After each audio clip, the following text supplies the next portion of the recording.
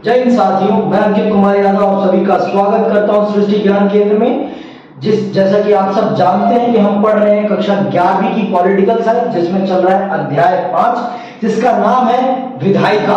और आपने इस अध्याय में समझ लिया है कि हमें संसद क्यों चाहिए और हमारी संसद में 2 सदन क्यों है। और आज मैं चल रहा हूं आपको विस्तार पूर्वक समझाने कि संसद क्या करती है, संसद कौन कौन से काम करती है जो हमारे जीवन को, हमारे राजनीतिक जीवन को बेहतर बनाते हैं। तो चल रहे हैं हम विस्तार पूर्वक समझने कि संसद क्या काम करती है। आइए समझते हैं और जानते हैं कि संसद हमारे लिए कौन कौन से कामों को करती है। विधायिकाओं के क्या कार्य हैं? क्या संसद के दोनों सदनों के कार्य सामान्य हैं? क्या दोनों सदनों की शक्तियों में कोई फर्क है? ये सब आपके मन में आते होंगे, कभी कभी कौंधते होंगे कि ये विधायिकाएं क्या करती हैं जो राज्य में इतनी बड़ी बड़ी बिल्डिंग्स है, विधान मंडलों की, इन विधानसभाओं की, इनका काम क्या है? कभी कभी मन में आता होगा। और संसद क्या करती है, संसद के दोनों सदनों में क्या काम होता है, क्या काम करते हैं ये लोग? कभी कभी हमारे मन में ये प्रश्न आता होगा कि हमारे विधायक, हमारे सांसद हमारे लिए करते क्या है, उनको हम इतनी ज्यादा तनख्वाह किस बात के लिए देते हैं, किस बात के लिए उन्हें इतनी सारी फैसिलिटीज दे रखी है हमने। ये हमारे मन में स्वाभाविक है इन प्रश्नों का आना। और एक ये भी प्रश्न आता होगा कि इन दोनों सदनों में, लोकसभा और राज्यसभा में, कौन है ज्यादा शक्तिशाली? देखो, पहली बात तो मैंने आपको समझा ही दिया है कि भारत के संसद में 2 सदन है। भारत के संसद में 2 सदन है, एक का नाम है लोकसभा, एक का नाम है राज्यसभा। ठीक है,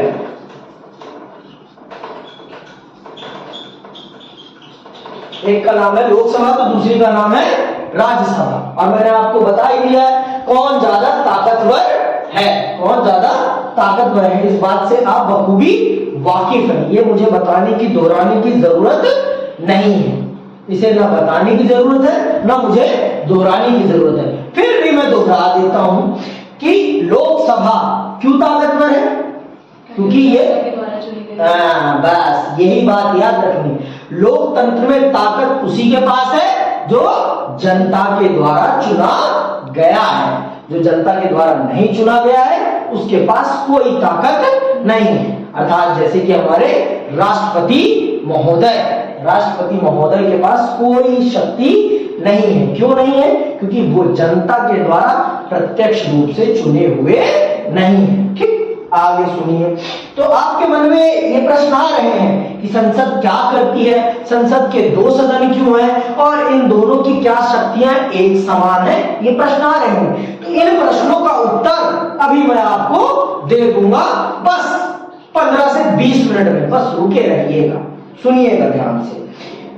कानून बनाने के अतिरिक्त संसद के अन्य अनेक कार्य हैं। आइए इन कार्यों की सूची बनाएं। कानून बनाने के अलावा भी संसद और भी बहुत सारे काम करती है। संसद और भी बहुत सारे काम करती है। और वो कौन से काम है, चलिए जानते हैं और समझते हैं।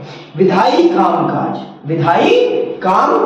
सुनिए, विधायी कामकाज क्या है? ये विधायी कामकाज सुनिए, संसद पूरे देश या देश के किसी भाग के लिए कानून बनाती है। कानून बनाने वाले सर्वोच्च संस्थान होने के बावजूद संसद प्रायः कानूनों को केवल स्वीकृति देने मात्र का काम करती है। मैंने आपको बता ही दिया कि वास्तविक रूप से कानून बनाने का काम करता कौन है? आपकी राजनीतिक कार्यपालिका। और फिर राजनीतिक कार्यपालिका उस कानून को संसद के सामने लाती है, प्रस्तुत करती है। और अगर संसद में उस पर बहस होती है और संसद के सदस्यों को लगता है कि उसमें कुछ गलत है तो वो अपने सुझाव देते हैं। उसके बाद अगर पूरा सदन मान लेता है, पूरा सदन या बहुमत उसके पक्ष में होता है तो वो कानून पास हो जाता है। तो संसद का मुख्य रूप से काम है किसी भी विधेयक को पास करने की स्वीकृति प्रदान करना। यह कानून बनाने वाली सबसे बड़ी संस्था है। आपके देश की संसद कानून बनाने वाली सबसे बड़ी संस्था है, लेकिन ये कानून बनाती नहीं है, सिर्फ कानून को क्या देती है, स्वीकृति। कानून के ऊपर चर्चा मशवरा होता है, इसमें ये बनाने का काम नहीं करती। बनाने का काम कौन करता है, आपका राजनीतिक कार्यपालिका के अंतर्गत अस्थाई कार्यपालिका काम करती है, उसके लिए राजनीतिक कार्यपालिका के अंतर्गत अस्थाई कार्यपालिका काम करती है, उसके लिए। ठीक, आगे सुनिए।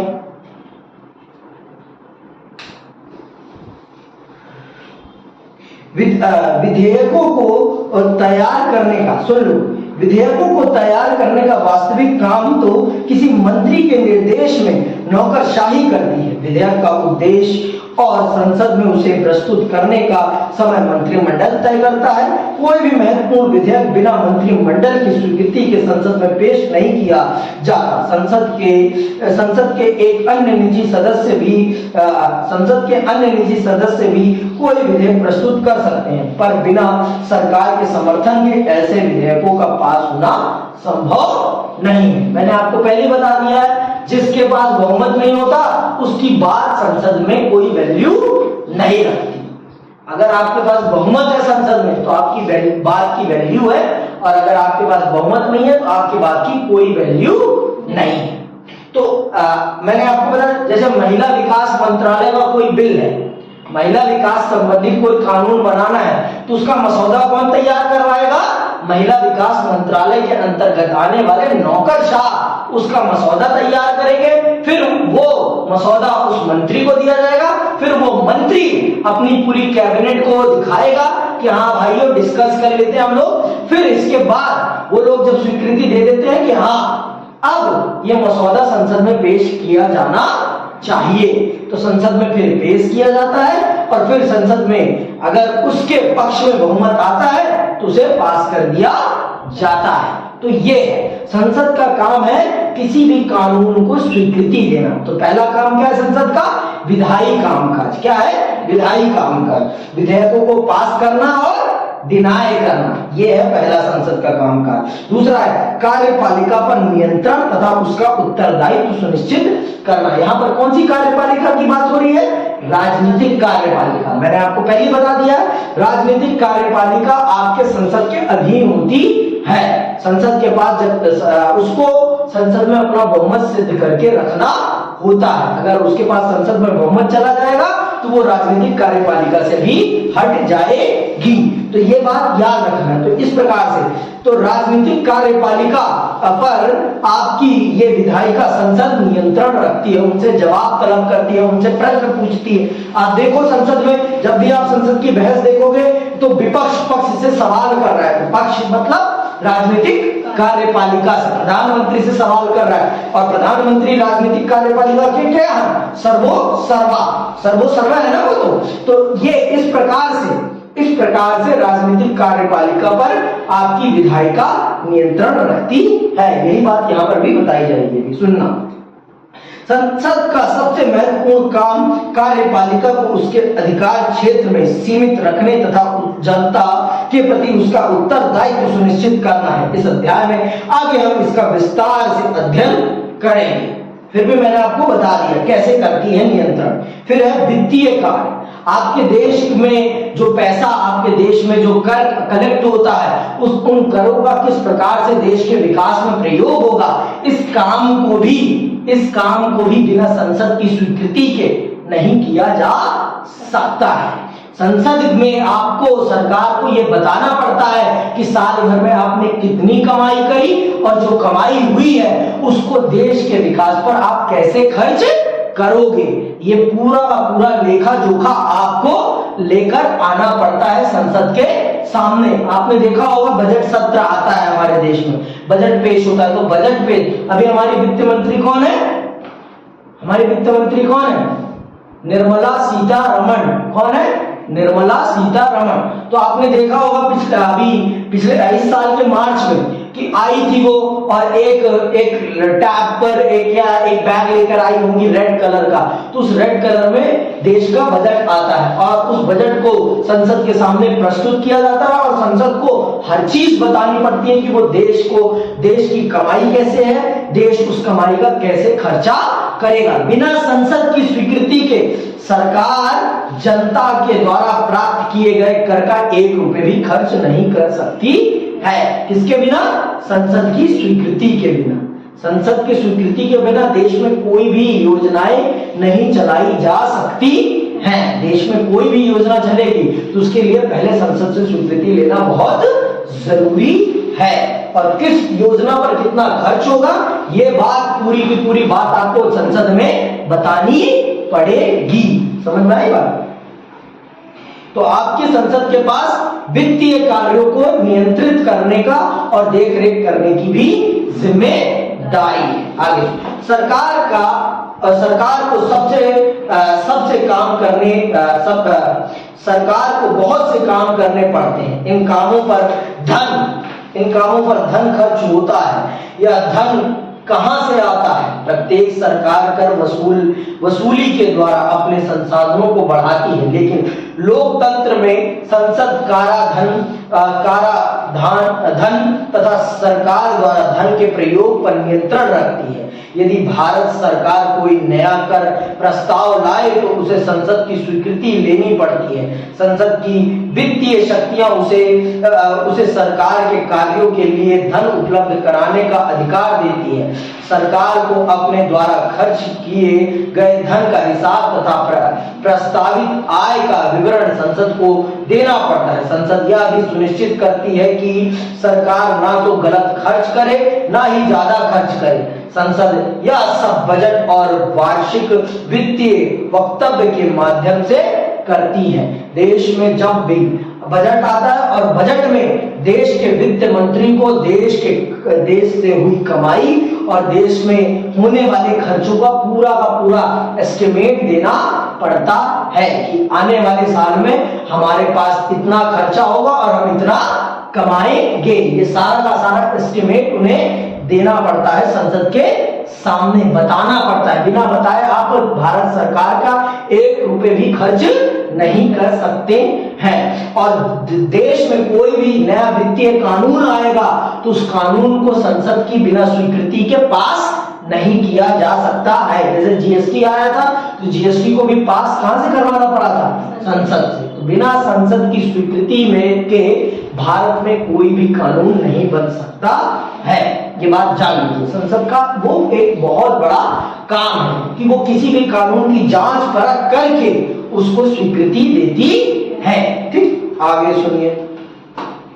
इसके बाद है प्रतिनिधित्व। संसद देश के विभिन्न क्षेत्रीय, सामाजिक, आर्थिक और धार्मिक समूहों के अलग अलग विचारों का प्रतिनिधित्व करती है। ये तो सबको पता है। जब भिन्न भिन्न क्षेत्रों से विधायक आ रहे हैं तो भिन्न भिन्न जाति, धर्म, लिंग, भाषा, समुदाय सभी लोगों का प्रतिनिधित्व होना स्वाभाविक है। आपके देश की संसद भारत की विविधता को अपने अंदर समाये हुए है।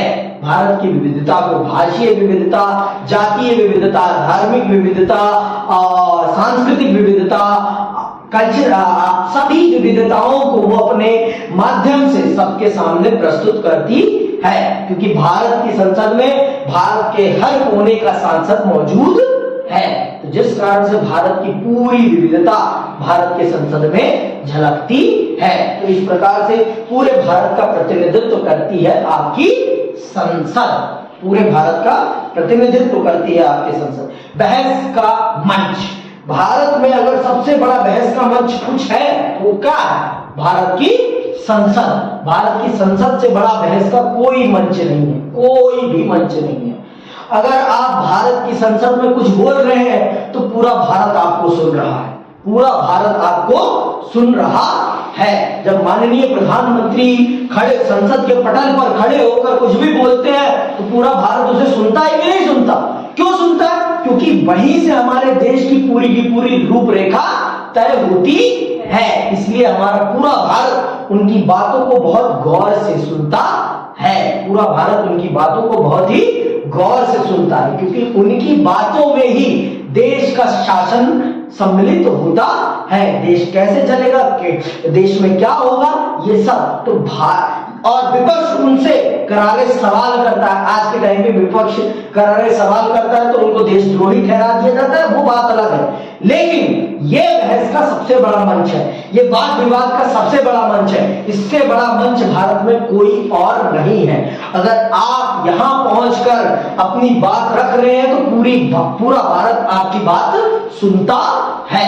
आज हमने अपने नई संसद का श्री गणेश कर लिया, आज हमने अपनी नई संसद का श्री गणेश कर लिया, तो आपने देखा होगा टीवी पर पूरे न्यूज चैनलों पर सिर्फ वही चल रहा होगा, उसके अलावा कुछ नहीं चल रहा। तो यही बात है, जब संसद में कोई वाद विवाद होता है तो पूरा भारत उसे देखता है और सुनता है। तो ये भारत के सबसे बड़े वाद विवाद मंचों में से एक है। अगर यहां आपको मौका मिल गया बोलने का तो इसका मतलब आप पूरे भारत में विख्यात हो गए, आप पूरे भारत में विख्यात हो गए। समझ में आई बात? आगे सुनिए। संसद देश में वाद विवाद का सर्वोच्च मंच है। विचार विमर्श करने की उसकी शक्ति पर कोई अंकुश नहीं है। सदस्यों को किसी भी विषय पर निर्भीकता से बोलने की स्वतंत्रता है। इससे संसद राष्ट्र के समक्ष आने वाले किसी एक या हर मुद्दे का विश्लेषण कर पाती है। यह विचार विमर्श हमारी लोकतांत्रिक निर्णय प्रक्रिया की आत्मा है। देखो, लोकतंत्र में अगर वाद विवाद बहस ना हो ना तो वो लोकतंत्र नहीं है। जिस लोकतंत्र में सवाल करने की आजादी नहीं है वो लोकतंत्र नहीं है। लोकतंत्र वही है जिसमें आपको सवाल पूछने की आजादी हो, जिसमें आपको सरकार से सवाल पूछने की आजादी हो और आपको प्रश्न पूछने की आजादी हो। बिना सवाल करे देश का लोकतंत्र नहीं चल सकता। और आज सवाल करने पर लोगों को देशद्रोही ठहरा देते हैं। पता नहीं कहां से उनके पास ये सर्टिफिकेट आया है कि वो दूसरों को देशद्रोही देशभक्त होने का सर्टिफिकेट देते हैं। तो ये हमारे देश का एक दुर्भाग्य है। हमारे देश में लोकतंत्र इसीलिए बचा हुआ है क्योंकि हमारे देश में हम सवाल कर रहे हैं, और सवाल वही कर सकता है जिसके पास ज्ञान होगा, और जिसके पास ज्ञान नहीं होगा वो कभी सवाल नहीं कर सकता। आगे सुनिए। इसके बाद आपकी संसद क्या करती है? संवैधानिक कार्य करती है। आपको पता होना चाहिए देश के संविधान में कोई भी संशोधन होगा तो उस संशोधन को करने का अधिकार सिर्फ किसको है? भारत की संसद को है। भारत की संसद के अलावा किसी को भी यह अधिकार नहीं है कि वो भारत के संविधान में किसी भी प्रकार का कोई फेरबदल कर सके। किसी भी प्रकार का कोई भी फेरबदल अगर करना है किसी को भारतीय संविधान में तो वो सब काम सिर्फ कहां होगा? भारत की संसद में होगा, उसके अलावा और कहीं भी नहीं हो सकता है। ये भी आपके संसद का एक महत्वपूर्ण कार्य है। ये भी आपकी संसद का एक महत्वपूर्ण कार्य है। संसद के पास संविधान के संशोधन करने की शक्ति है। संसद के दोनों सदनों की संवैधानिक शक्ति एक समान है। ये बहुत महत्वपूर्ण बात है। संसद में संशोधन करने की शक्ति के मामले में दोनों सदन एक बराबर हैं। दोनों सदन एक बराबर हैं। दोनों सदनों के पास एक बराबर शक्तियां हैं। दोनों में सेपरेटली 75% से बिल पास होगा तभी संसद में संविधान में संशोधन हो सकता है, नहीं तो नहीं हो सकता है। ये मैंने आपको अधिकार वाले चैप्टर में ही बता दिया था। प्रत्येक संविधान संशोधन का संसद के दोनों सदनों के द्वारा एक विशेष बहुमत से पारित होना जरूरी है। निर्वाचन संबंधी कार्य। अब निर्वाचन मतलब ये इलेक्ट भी करते हैं, ये इलेक्ट भी करते हैं। आपको पता है भारत के राष्ट्रपति, भारत के उपराष्ट्रपति का चयन कौन करता है? सांसद और विधायक। सांसद और विधायक, तो इनके पास चुनाव करने का भी अधिकार है। संसद और विधानसभाओं के पास चुनाव करने का भी अधिकार है। किनका चुनाव करने का? भारत के राष्ट्रपति और भारत के उपराष्ट्रपति का। ठीक है, तो ये लिखा भी है। संसद चुनाव संबंधी भी कुछ कार्य करती है, या भारत के राष्ट्रपति और उपराष्ट्रपति का चुनाव करती है। कौन? आपकी संसद और आपके राज्यों की विधान सभाएं।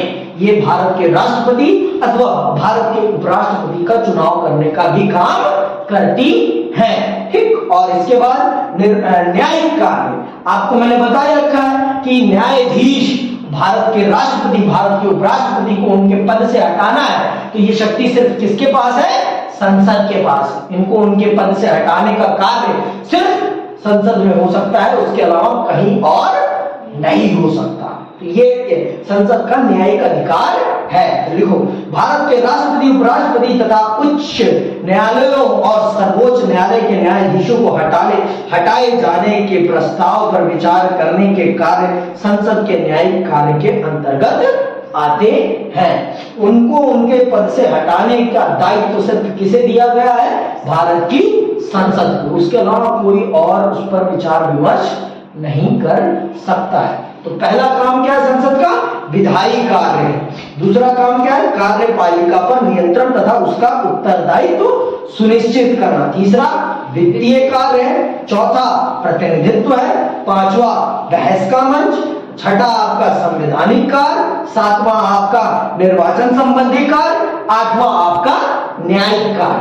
ये 6 नंबर का सबसे बढ़िया प्रश्न है इस चैप्टर का, सबसे बढ़िया प्रश्न, और ये सबसे महत्वपूर्ण प्रश्नों में से एक है कि भारत की संसद कौन कौन से कामों को करती है, या भारत की संसद कौन कौन से काम करती है, या संसद क्या करती है। इस प्रकार से आपसे पूछ लिया जाएगा, तो ये आपको बताना बहुत जरूरी है। तो चलिए आप समझ लेते हैं राज्यसभा की शक्तियों के बारे में।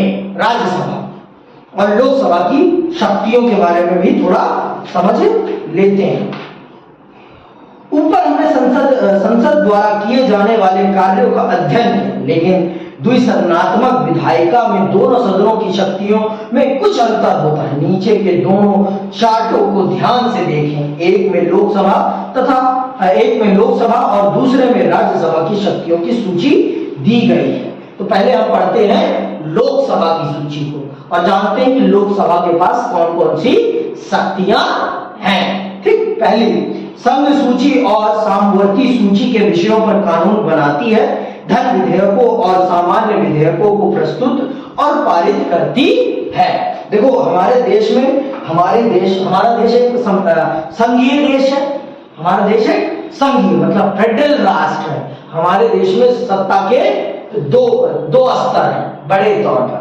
वैसे तो 3 स्तर है। 3 स्तर है, कैसे कैसे बताओ? एक पहला स्तर केंद्र सरकार, दूसरा स्तर आपका राज्य सरकार और तीसरा स्तर आपकी नगर पंचायतें, नगर पालिकाएं और ग्राम पंचायतें। ये 3 स्तर हैं हमारे देश में शासन के। ये 3 स्तर हैं। ठीक है, पहला है केंद्र सरकार, दूसरा है आपकी राज्य सरकार, तीसरी है आपकी ग्राम पंचायतें, नगर पंचायतें या नगर पालिकाएं। ठीक, ये है। तो इनमें हमारे संविधान ने सभी कामों को बांटा हुआ है। तो हमारे देश में 3 सूचियां हैं। पहली सूची है केंद्र सूची या संघ सूची कह लो उसे, केंद्र सूची या संघ सूची। दूसरी है सामवर्ती सूची और तीसरी है राज्य सूची। जो पहली सूची है संघ सूची, संघ सूची में आने वाले विषयों पर सिर्फ कानून बनाने का अधिकार किसको है?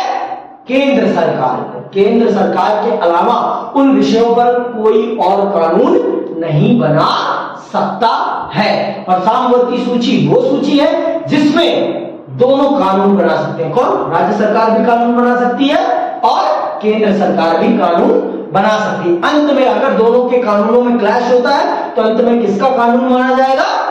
केंद्र सरकार। याद रखना, सामवर्ती सूची में अगर दोनों सरकारों के कानूनों में किसी भी प्रकार का क्लैश होता है, एट द एंड किसका कानून माना जाएगा? केंद्र सरकार का।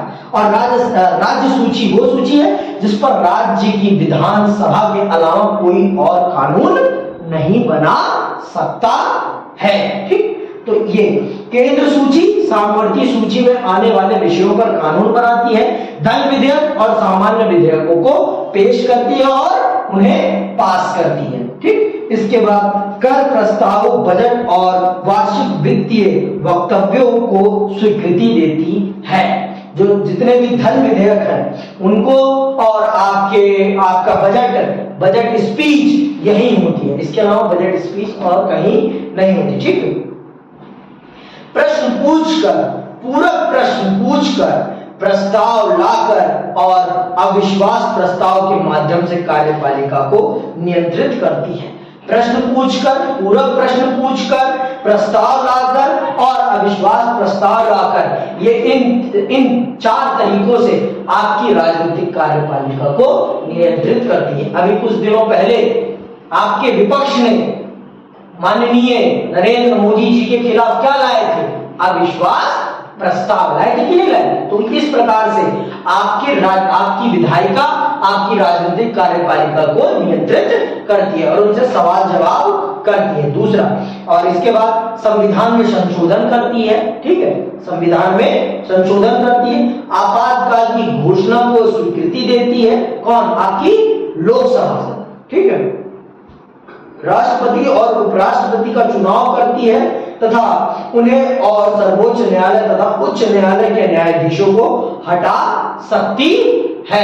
उच्च न्यायालय और सर्वोच्च न्यायालय के न्यायाधीशों राष्ट्रपति उपराष्ट्रपति को उनके पद से और राष्ट्रपति उपराष्ट्रपति को इलेक्ट कर सकती है। कौन? आपकी लोकसभा। फिर इसके बाद समिति और आयोगों का गठन करती है और उनके प्रतिवेदनों पर विचार करती है। समितियां बनाती है, बहुत सारी समितियां बनाती है और उन समितियों के कामों की देख रेख करती है आपकी लोकसभा। अब आते हैं राज्यसभा की शक्तियों पर। सामान्य विधेयकों पर विचार कर उन्हें पारित करती है और धन विधेयकों में संशोधन प्रस्तावित करती है। ये धन विधेयक को पेश नहीं करते, ये सिर्फ उसमें कुछ संशोधन करने के लिए कह सकते हैं, उसको पास फेल नहीं कर सकते। इनके पास उसे पास फेल करने का अधिकार नहीं। धन विधेयक को पास फेल करने का अधिकार सिर्फ किसके पास है? आपकी लोकसभा के पास। और सामान्य विधेयकों को पास फेल कर सकते हैं। ठीक, आगे सुनिए। संवैधानिक संशोधनों को पारित करती है। संवैधानिक संशोधन के मामले में दोनों सदनों के पास एक बराबर ताकत है। ठीक है, प्रश्न पूछकर तथा संकल्प और प्रस्ताव प्रस्तुत करके कार्यपालिका पर नियंत्रण करती है। ये भी उसी प्रकार से कार्यपालिका को नियंत्रण करती है जिस प्रकार से आपकी लोकसभा करती है।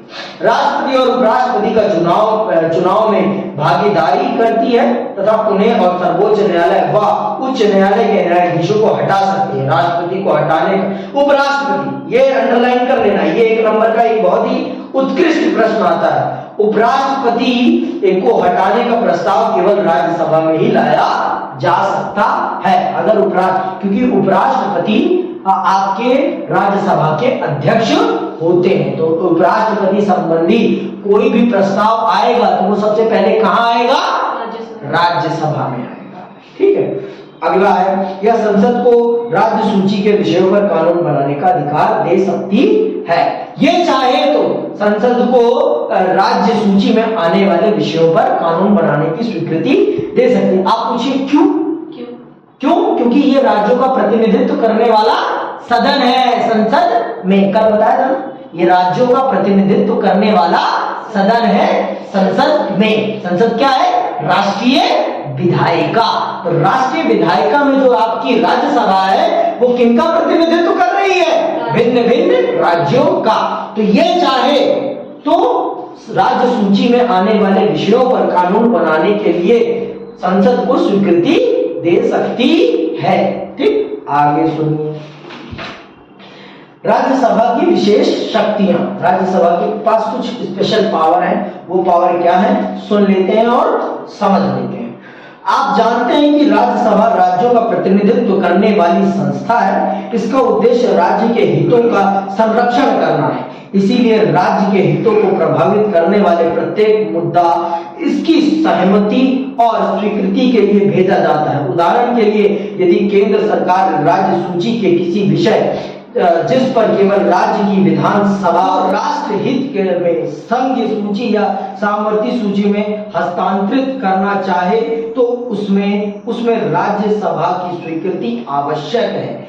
इस प्रावधान से राज्यसभा की शक्ति बढ़ती है, लेकिन अनुभव के आधार पर तो यही लगता है कि राज्यसभा के सदस्य अपने राज्यों से अधिक अपने अपने दलों का प्रतिनिधित्व करते हैं। सच भी है, मैंने आपको पहले ही बता दिया कि हमारे नेता राज्यों का प्रतिनिधित्व या जनता का प्रतिनिधित्व करते कम दिखाई पड़ते हैं और अपनी पार्टी का प्रतिनिधित्व करते हुए ज्यादा दिखाई पड़ते हैं, जो देश की कानून व्यवस्था के लिए, देश के लोकतंत्र के लिए एक बहुत बड़ा खतरा है, एक बहुत बड़ा खतरा है। ये देश के लोकतंत्र के लिए एक बहुत बड़ा खतरा है। देखो, राज्य सूची में आने वाले विषयों पर अगर केंद्र सरकार को कोई भी कानून बनाना है तो बिना राज्यसभा की स्वीकृति के वो कुछ नहीं कर सकते हैं। उस विषय पर बिना राज्य सरकार की अनुमति के, राज्यसभा की अनुमति के बिना वो कुछ भी नहीं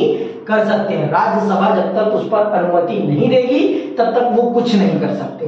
तो ये जान लो। और राज्य सरकारों में जो मंत्री होते हैं, जो सांसद होते हैं, वो राज्यों का प्रतिनिधित्व कम करते हुए दिखाई पड़ते हैं, अपनी पार्टी का प्रतिनिधित्व करते ज्यादा दिखाई पड़ते हैं। इसलिए राज्यसभा की शक्ति थोड़ी कम दिखाई पड़ती है। नहीं तो केंद्र सरकार के लिए राज्यों की शक्तियों में हस्तक्षेप कर पाना इतना आसान ना हो, क्योंकि ये लोग अपनी अपनी पार्टी को फेवर करने के चक्कर में चले जाते हैं, जिस कारण से राज्य की शक्तियों में केंद्र सरकार सेंध मारने में कामयाब हो जाती है। ठीक है, अब आ जाते हैं, थोड़ी सी समझ लेते हैं लोकसभा की विशेष शक्तियों की बात। देखो, लोकसभा एक वास्तविक सदन है। लोकसभा ही वो असली संसद तो लोकसभा ही है। लोकसभा ही आपके भारत के लोकतंत्र का असली मंदिर है। वहीं से देश का लोकतंत्र वास्तविक रूप से चलता है। तो सुन लीजिए, कुछ ऐसी शक्तियां हैं जिनका प्रयोग केवल लोकसभा ही कर सकती है। केवल लोकसभा में ही धन विधेयक, अंडरलाइन कर लो, केवल लोकसभा में ही धन विधेयक प्रस्तुत किए जा सकते हैं और वहीं उसे संशोधित या अस्वीकृत कर सकती है। मंत्रिपरिषद केवल लोकसभा के प्रति उत्तरदायी है, राज्यसभा के प्रति नहीं। अंततः राज्यसभा सरकार की आलोचना तो कर सकती है पर उसे हटा नहीं सकती। मैंने आपको बता ही दिया है कि जो आपके प्रधानमंत्री या मंत्रिपरिषद है वो बनी कहां से है? लोकसभा से है। तो आप आलोचना, राज्यसभा उस पर आलोचना कर सकती है लेकिन उन्हें उनके पद से हटा नहीं सकती। उन्हें उनके पद से हटाने का अधिकार सिर्फ किसको है? लोकसभा को है। लोकसभा ही उन्हें उनके पद से हटा सकती है, उसके अलावा कोई और उन्हें उनके पद से नहीं हटा सकता है। किसे? प्रधानमंत्री और उनके मंत्रिपरिषद। और मंत्रिपरिषद के ऊपर कोई भी ये जिम्मेदारी नहीं है कि वो राज्यसभा के प्रश्नों का उत्तर दे। राज्यसभा के प्रश्नों का उत्तर देने की कोई भी जिम्मेदारी लोकसभा के ऊपर, आपके प्रधानमंत्री या मंत्री परिषद के ऊपर नहीं। समझ में आ गई बात? और धन विधेयक सिर्फ लोकसभा में आ सकता है। उसे पास फेल करने का अधिकार सिर्फ किसको है? लोकसभा को।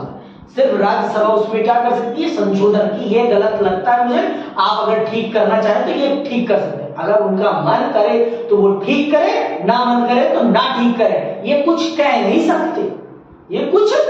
सकते। इनके हाथ में सिर्फ उसे पास करने के अलावा कोई अधिकार नहीं है। सिर्फ लोकसभा ही उसमें सही ढंग से संशोधन करवा सकती है और उसे पास या फेल करने में बड़ी भूमिका निभा सकती है। और अगर सरकार राजनीतिक कार्यपालिका में अगर उसके पास बहुमत है तो विपक्ष भी कुछ नहीं कर सकता।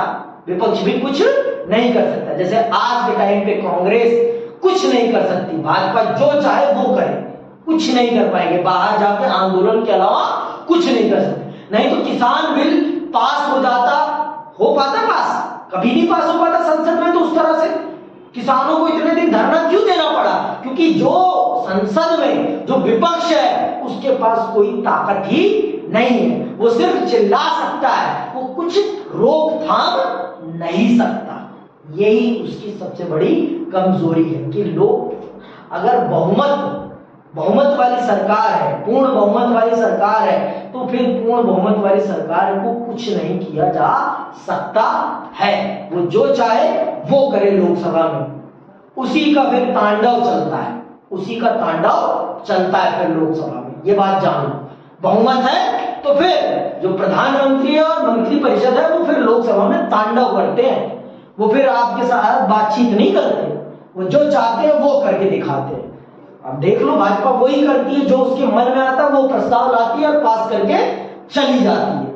वो जो चाहेगी वो हो जाएगा। क्यों? क्योंकि उसके पास अपार बहुमत है। पूर्ण बहुमत नहीं, अपार बहुमत है, बहुत ज्यादा बहुमत है। समझ में? क्या आप बता सकते हैं कि ऐसा क्यों? राज्यसभा को जनता नहीं बल्कि विधायक चुनते हैं। अंततः संविधान ने राज्यसभा को लोकसभा के बराबर शक्तियां नहीं दी। संविधान द्वारा अपनाई गई लोकतांत्रिक व्यवस्था में जनता के पास अंतिम शक्ति होती है। इस तर्क के अनुसार जनता के द्वारा प्रत्यक्ष विधि से निर्वाचित प्रतिनिधियों के पास इस सरकार को हटाने और वित्त पर नियंत्रण रखने की शक्ति होनी चाहिए। अगर आपसे पूछा जाए कि राज्यसभा और लोकसभा की शक्तियों में मुख्य रूप से यह अंतर क्यों है, तो क्यों है आपको पता है ना? क्यों है? क्योंकि लोकसभा के सदस्यों को जनता चुनती है और राज्यसभा के सदस्यों को विधायक चुनते हैं। तो इस प्रकार से हमारे देश में लोकतांत्रिक सरकार में शक्ति किसके पास होती है? जनता के पास होती है। तो जनता जिसे प्रत्यक्ष रूप से चुनती है उसी को देश की सरकार को हटाने और देश के पैसे पे नियंत्रण करने का अधिकार है। तो ये है इसका साफ सीधा उत्तर। अगर आपके सामने ये प्रश्न आ जाए कि लोकसभा के पास अधिक शक्तियां क्यों है और राज्यसभा को उसकी तुलना में कम शक्तियां क्यों दी गई है, तो इसका स्पष्ट और साफ उत्तर यही है कि लोकसभा जनता के द्वारा प्रत्यक्ष रूप से चुनी जाती है अथवा, और हमारा देश एक लोकतांत्रिक राष्ट्र है जिसके अंतर्गत देश की सत्ता, देश की शक्ति देश की जनता के पास है और इसके अंतर्गत जिसको जनता प्रत्यक्ष रूप से चुनती है उसी को देश का संविधान शक्ति प्रदान करता है। तो लोकसभा जनता के द्वारा प्रत्यक्ष रूप से चुनी जाती है, इसीलिए लोकसभा के सदस्यों के पास देश की सरकार को हटाने, बनाने अथवा उसके वित्तीय कामकाजों पर नियंत्रण रखने का अधिकार दिया गया है, ना कि राज्यसभा को। इस तरह से उत्तर लिख देना, काम खत्म। 3 नंबर 5 नंबर जो होगा नंबर वो आपका नंबर, इसके अलावा किसी को वो नंबर नहीं मिलेगा। समझना की बात? आगे पढ़ दो।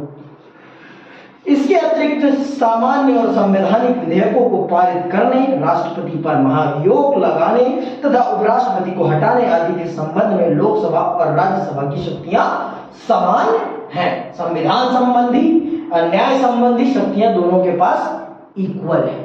लेकिन उपराष्ट्रपति के खिलाफ महाभियोग लाया जाएगा तो पहले कहां लाया जाएगा? राज्यसभा। क्यों? क्योंकि वो राज्यसभा का सभापति होता है। ठीक, तो आज के लिए बस इतना ही करते हैं। अगली क्लास में हम पढ़ेंगे किस प्रक्रिया के अंतर्गत भारत में कानून बनता है। इसी के साथ मैं आपसे विदा लेता हूं। जय हिंद, जय भारत।